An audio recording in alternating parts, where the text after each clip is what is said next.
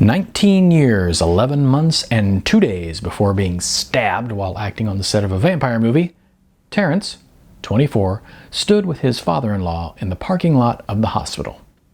Melanie, 23, had been in labor for quite a while, and the two men had grown tired of sitting in the waiting room. Also, Terrence's father-in-law needed to smoke, and had been surprised to learn that sometime between the time his daughter had been born and the time his daughter was giving birth, the hospital had banned smoking in the waiting room.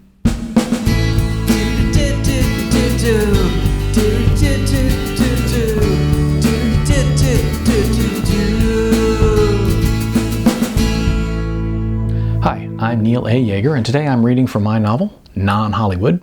If you're enjoying these audiobook videos, please subscribe to my YouTube channel so you won't miss any of them. This is chapter 26, Giving Up on Your Dreams. Terrence was one of those rare individuals who could occasionally smoke, but wasn't really a smoker. He would just smoke a cigarette every now and then. He took the cigarette his father-in-law extended and said, "In California, they're talking about making it illegal to smoke in restaurants." His father-in-law scoffed. "Well, that's Soviet California for you, isn't it? Never happened anywhere else, never happened here." "You never know," said Terrence. As they stood in the parking lot, he glanced inside his in-laws' car.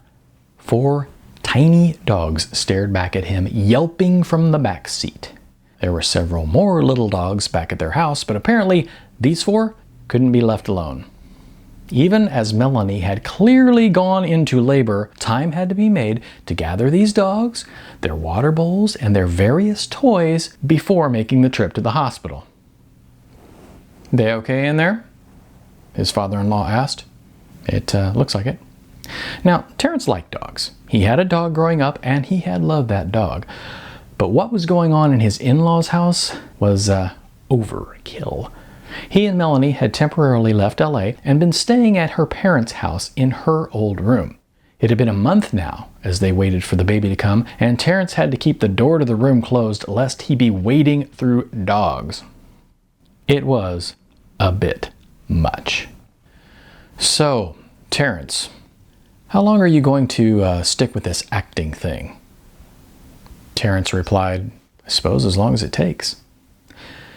Truth be told, Terrence kind of felt the same way about his in-laws as he did about their dogs. He liked dogs, but the dog situation at the house drove him nuts. He liked his in-laws, but man, oh man, was he ready to get out of their house. His father-in-law took a long drag of his cigarette and said, "Don't get me wrong. I understand. It's your dream and all that. I completely understand that." Oh God, thought Terrence, here comes the story again. "I had a dream myself once. I was about your age and I was really gung-ho about the idea of raising dogs. And when I heard that there were people who actually made a living at it, I knew that's what I wanted to do. I had a real love for it, a real passion, like nothing I'd ever known before." And it was great at first. It was a struggle and I was losing money, but it was great. I was doing what I loved, and I felt like maybe I could actually pull this off. And it was great. A great time in my life. Maybe the best time in my life. So, I understand about dreams. But the thing about dreams is that you've got to know when to say when. You need to know when to be giving up on your dreams. You need a deadline. I learned that.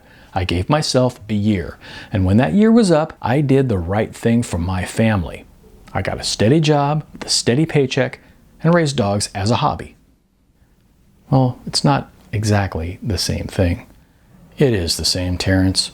You've got a dream, but you need a deadline because you've also got a wife and any minute now, a child. You need to think about a deadline and making your dream a hobby like I did.